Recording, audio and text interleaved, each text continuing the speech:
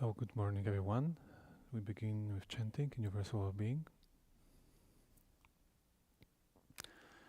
May I abide in well-being, in freedom from affliction, in freedom from hostility, in freedom from ill will, in freedom from anxiety, and may I maintain well-being in myself. May everyone abide in well-being, in freedom from hostility, in freedom from ill will, in freedom from anxiety, and may they maintain well-being in themselves. May all beings release from all suffering, and may they not be parted from the good fortune they have attained. When they act upon intention, all beings are the owners of their action, and it inherits its results.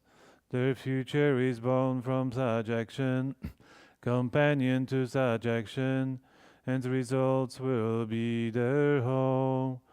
All actions with intention, be they skillful or harmful, of such acts there will be the heirs. So we continue reading bowing journals and letters from the pilgrimage done by Marty Verhoeven, Mother Heng Chao, and Rabbi Heng Shure. And today is the entry, quite long entry, from the Master Heng Chao, April 17, 1978. Let me see. Okay. It begins with the quote from Avatamsaka Sutra. I know that what I cultivate is like an illusion, like a shadow, like the moon in water, like an image in a mirror. They manifest and appear only through the union of causes and conditions.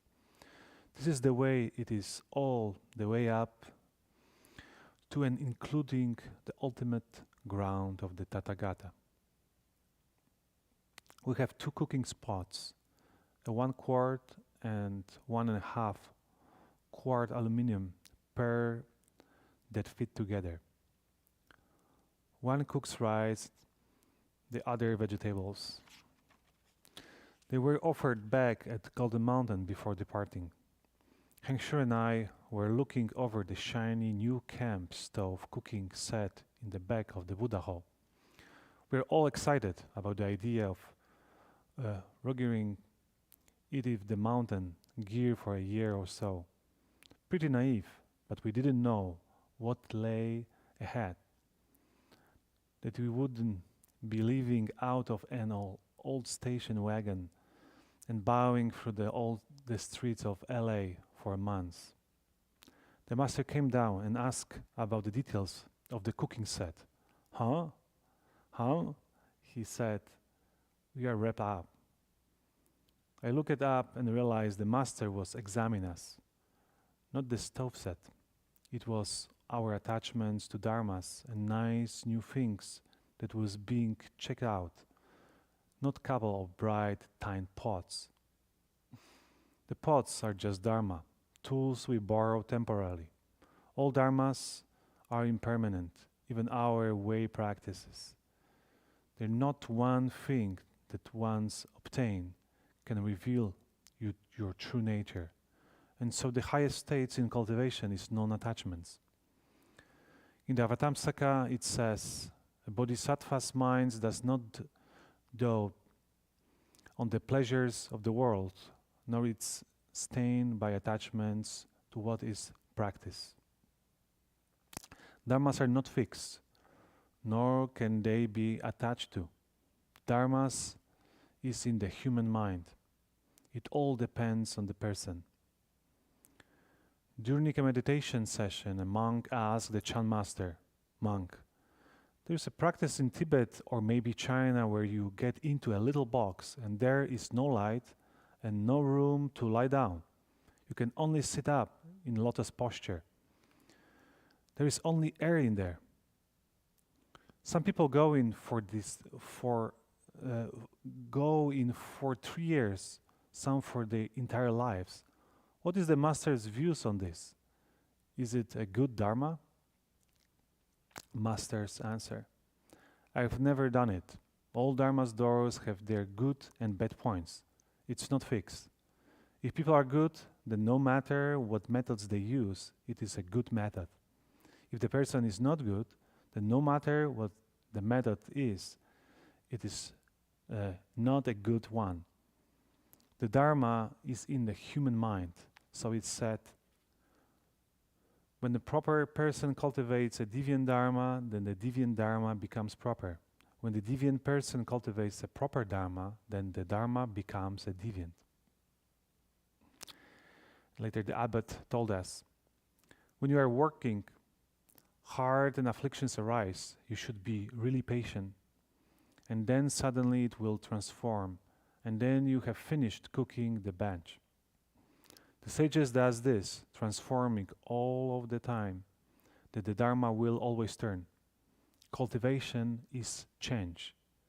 We change the bad to good, change ignorance into wisdom, affliction into body. The Chinese character for change, transformation is hua, and also means to smelt. Cultivation produces a heat, an intense fire, like the ovens of a foundry. Just as the phoenix consumes his own body at death and rises in youthful freshness from its own ashes, the cultivator puts himself through the fire of dharma like gold smelted progressively, more bright and pure. Here's the quote from the Avatamsaka Sutra. Disciples of the Buddha, just as when the goldsmith, well skilled in smelting gold, repeatedly puts it through the fire to make it progressively more bright and pure, subdued, complain and accomplish, and capable of acting according to his intent, so too is the Bodhisattva also that way. No fire, no transformation. There is an urge to cool off before the batch is baked. In the past, I've opened the oven too soon and hot tile is to a cool Bhikshu waterfall for instant relief. That is just impatience, not waiting out the fire, as the Asians call it. Metal must be white hot before shaping. Cultivation is the same. Besides, when I run half-baked to the waterfalls, then that's when I met the waders. Right, says the abbot, when you have false thoughts, troubles come. The way to cool off is stillness, no movement. So Lao Tzu said, movement overcomes cold, but staying still overcomes heat.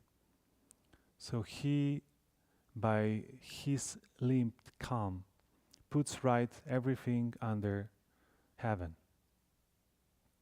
What is limped calm is just not false thinking. Okay, stop here.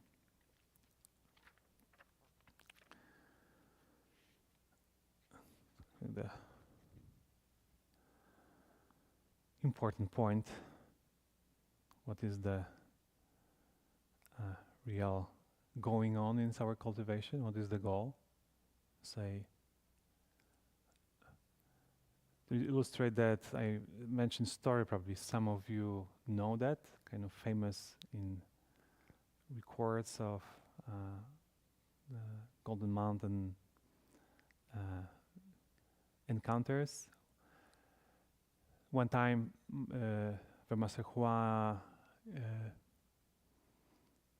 invite very prominent, famous, knowledgeable scholar to the Golden Mountain and have a kind of exchange with him. And the scholar asked the master, what is the essence of Buddhism? if I can say something incorrectly, but this is how I remember that Master look at and him kind of smile.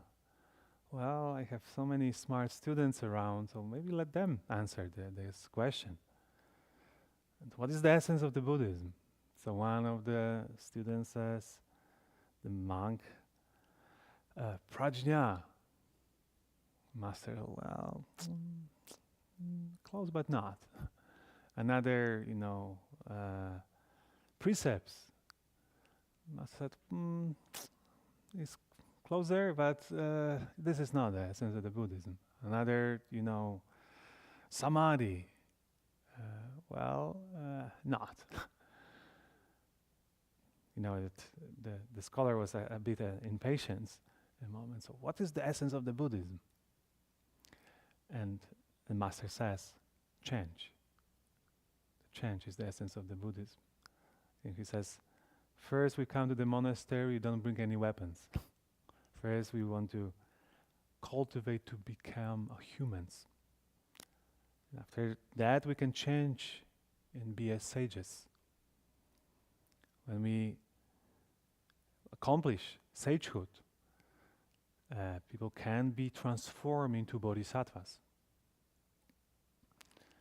And after cultivation of bodhisattva path, can become a Buddhas. The young novice in the crowd raises his hand and says, Master, so what's going to happen after we accomplish the Buddhahood? So this is the time for retirement? No, now we become a bodhisattvas, return again. All this changing happening. This is quite kind of striking for the scholar to see this answer. He never heard this before. What is the true essence of the Buddhism? As the Master says here also in the entry Marty mentioned, that changing our afflictions, right? Changing afflictions into body. And we're using the many different methods to facilitate the process.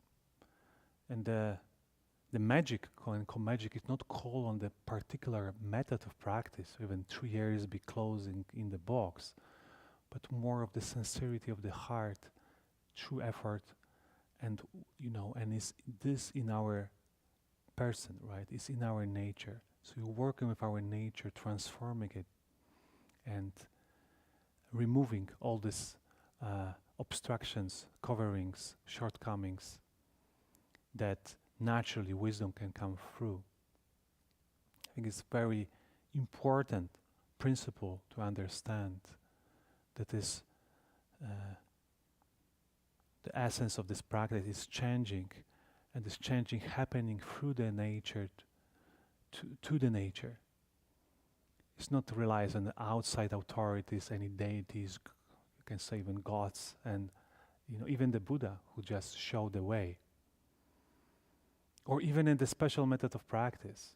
Actually, Buddha framed this as one of the wrong views. The Silavrata Paramasta, the believing about efficacy of, or call this attachment to rituals and forms. That we believe the efficacy, this Koenko magic, lies on the special practices. And in fact, the practices just help out. They are just skillful tools to return to the nature.